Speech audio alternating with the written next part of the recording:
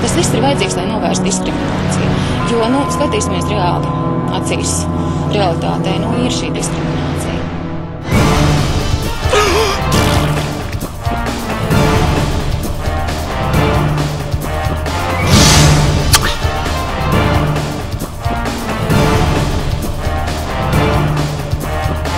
Jāpēc šo grupu vajadzības, un jāpasaka vienkārši viņas ir.